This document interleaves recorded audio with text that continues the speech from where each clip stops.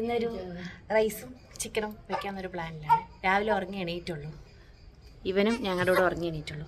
ഇപ്പോൾ സമയം ഏകദേശം 9 മണിയായിട്ടുണ്ട്. ഇന്നലെ രാത്രി അധികം ഉറങ്ങാത്തതുകൊണ്ട് നമ്മൾ ഒന്ന് മെല്ലെയാണ് എണീറ്റത്. അപ്പോൾ നമുക്ക് തുടങ്ങാം അല്ലേ? തുടങ്ങാം. നമ്മുടെ വീട്ടിൽ ചിക്കൻ എടുത്തു കഴിഞ്ഞാൽ ഉള്ളി അരിഞ്ഞ ഡ്യൂട്ടി ഞാൻ വേറെ ആർക്കും കൊടുക്കില്ല, മൂപ്പർക്ക് തന്നെ കൊടുക്കുകയുള്ളൂ. അടിപൊളിയായിട്ട് പിന്നെ ഉള്ളി അരിഞ്ഞു തരും ക്ഷമയോടെ. എനിക്ക് പിന്നെ ക്ഷമയൊന്നുമില്ല കേട്ടോ. പിന്നെ ഞാൻ എന്താ കിച്ചണിൽ പോയപ്പോൾ പാൽ തിളപ്പിക്കാൻ വെച്ചിരിക്കണം. അമ്മ പറഞ്ഞു ഗോതമ്പ് പായസം വെക്കാമെന്ന്. പിന്നെ അതിനുള്ള ചേരുവകളൊക്കെ ഇട്ടിട്ട് അമ്മ പിന്നെ അതിൻ്റെ സൈഡിൽ എന്തൊക്കെയോ ചെയ്തുകൊണ്ടിരിക്കണമായിരുന്നു. ഞാൻ പിന്നെ ഈ പായസത്തിൻ്റെ കാര്യത്തിലൊന്നും അധികം ഞാൻ അങ്ങോട്ട് പോകാറില്ല. എല്ലാം ഞാനിങ്ങനെ വീഡിയോ എടുത്തു എന്ന് മാത്രമേ ഉള്ളൂ. എനിക്ക് കുക്കിംഗ് ഭയങ്കര ഇഷ്ടമാണ്. അപ്പം ഞാൻ ഉണ്ടാക്കുന്നത് കറികളിനോടാണ് എനിക്ക് ഭയങ്കര ക്രേസ്. ഞാനപ്പോൾ കറി സെക്ഷൻ മാത്രമേ ഞാൻ നോക്കാറുള്ളൂ. കഷ്ടപ്പാടാണോ? കരയണ്ട, എന്തുണ്ടെങ്കിലും പറഞ്ഞു തീർക്കാം. കരയണ്ട.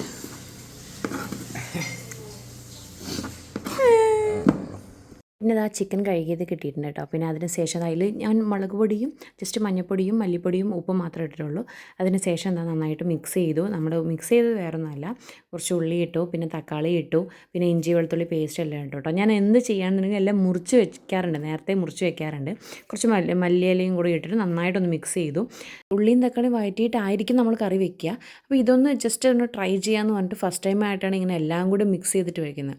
പിന്നെ ജസ്റ്റ് കുറച്ച് പച്ചമുളക്, ഒരു 2-3 പച്ചമുളക് കീറിയിട്ടു. പിന്നെ കുറച്ച് വെളിച്ചെണ്ണ ഒഴിച്ച് മല്ലിയില ഇടുന്നുണ്ട്. മല്ലിയില ഇട്ടിട്ടാണ് ലാസ്റ്റ് ഫുള്ള് നന്നായിട്ടൊന്ന് മിക്സ് ചെയ്തിട്ട് കുറച്ച് നേരം ഒന്ന് മാഗ്നേറ്റ് ആവട്ടെ എന്നുകൊണ്ട് അവിടെ വെച്ചു. പിന്നെ ഈ ഒരു കപ്പ് ഉണ്ട്. ഈ ഒരു കപ്പ് കറക്റ്റ് 1 കിലോ അരിയാണ്.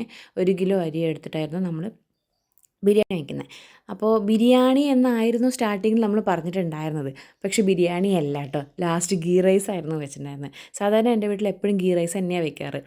ഞാൻ ബിരിയാണി ട്രൈ ചെയ്യാമെന്ന് വെച്ചു. അമ്മ പറഞ്ഞു വേണ്ട, നമുക്ക് ഗീ റൈസ് നോക്കാമെന്ന് പറഞ്ഞു. അങ്ങനെ ഞാൻ വെള്ളം വാരി എടുത്തോടെ വെച്ചു.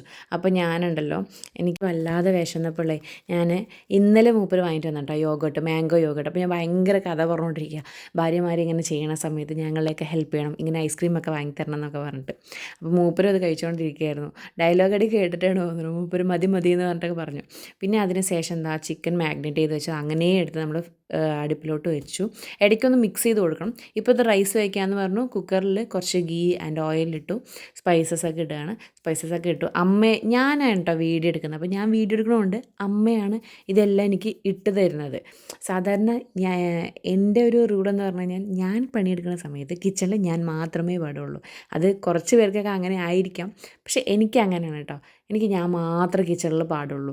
അപ്പോൾ എല്ലാം കൂടി ഇട്ട് മൂപ്പർക്ക് വീഡിയോ എടുക്കാൻ ഞാൻ അമ്മയുടെ അടുത്ത് കൊടുത്തു, പക്ഷേ അമ്മയ്ക്ക് കിട്ടുന്നില്ല. പിന്നെ നമ്മുടെ വീട്ടിൽ പുതിന ഇല ഉണ്ട് കേട്ടോ. പുതിന ഇല നമ്മൾ വീട്ടിൽ വെച്ചതാണ്. അപ്പോൾ അതാ കുറച്ച് പുതിന ഇലയൊക്കെ ഇവിടെ നിന്ന് ഫ്രഷായിട്ട് വലിച്ചുകൊണ്ടിരിക്കണം. പിന്നെയില്ലേ നമ്മുടെ ഈ ഉള്ളി തക്കാളി അങ്ങനത്തെ വേസ്റ്റുകളൊക്കെ ഉണ്ടല്ലോ, ആരും കളയരുത് കേട്ടോ. ഈ ചെടികളിൽ ഇട്ടു എന്ന് പറഞ്ഞു കഴിഞ്ഞാൽ അത് വളമായിട്ട് മാറാറുണ്ട്. അപ്പോൾ അത് ചെടികൾക്ക് കുറച്ച് നല്ലതാണ്. അപ്പോൾ അത് ഫ്രഷായിട്ട് വലിച്ചിട്ട് വന്നു. ഇഞ്ചി വെളുത്തുള്ളി പേസ്റ്റ് ഇട്ടു, പിന്നെ മല്ലിയില, പിന്നെ ഈ പുതിന ഇലയും കൂടി മിക്സ് ചെയ്തു. അത് നന്നായിട്ടൊന്ന് വഴറ്റി. പിന്നെ അരി നമ്മൾ വാറാൻ വെച്ചിട്ടുണ്ടായിരുന്നു, അതെടുത്തു. അരി ഈ ഇതിൽ കൊട്ടിയിട്ട് എണ്ണയിലൂടെ കുറച്ചൊന്ന് നന്നായിട്ടൊന്ന് വറുത്തെടുക്കാറുണ്ട്. ഇങ്ങനെയും ചെയ്യും, അല്ലെങ്കിൽ വെള്ളം തിളപ്പിച്ചിട്ട് അരി കൊട്ടാറുമുണ്ട്, അങ്ങനെയും ചെയ്യാറുണ്ട്. ഇങ്ങനെ ചെയ്യണതായാലും കുറച്ചും കൂടെ ബെറ്റർ ആയിരിക്കും, കാരണം അരി ഒന്നിലൂടെ ഒന്ന് ഒട്ടാൻ ചാൻസ് കമ്മിയായിരിക്കും.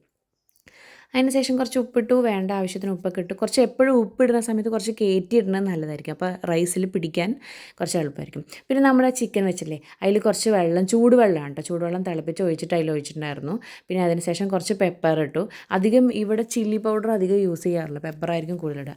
പിന്നെ ഇതാ മല്ലിയിലയും കറിവേപ്പിലയും ഇട്ടു. ചിക്കൻ കറിയുടെ എന്തെല്ലാം റെഡി ആയിട്ടുണ്ട്. പിന്നെ ഇതാ നമ്മുടെ റൈസും റെഡിയായി. റൈസ് റെഡിയായതിന് ശേഷം കറക്റ്റ് ഒറ്റ വിസിലേ വെച്ചോളൂ കേട്ടോ, കറക്റ്റായി വന്നിട്ടുണ്ട്. അതിന് ശേഷം കുറച്ചായിട്ട് ഇട്ടു. പിന്നെ അതിന് ശേഷം കുറച്ച് നെയ്യ് അതിന് മേലെ എല്ലാം ഇട്ടിട്ട് ഒന്നിങ്ങനെ ആക്കി. അപ്പോഴാണ് പാതി എത്തിയപ്പോഴാണ് ഓർമ്മ വന്നിട്ട് ഉള്ളി വഴറ്റിയിട്ടുണ്ടായിരുന്നില്ല. ഉള്ളി വറുത്ത് വെക്കണമല്ലോ, ഉള്ളി വറുത്തിട്ടുണ്ടായിരുന്നില്ല. പിന്നെ ആ ഉള്ളി വറുക്കാൻ വേണ്ടിയിട്ട് അതിൻ്റെ പിന്നാലെ ഒരു ഓട്ടോ ആയിരുന്നു.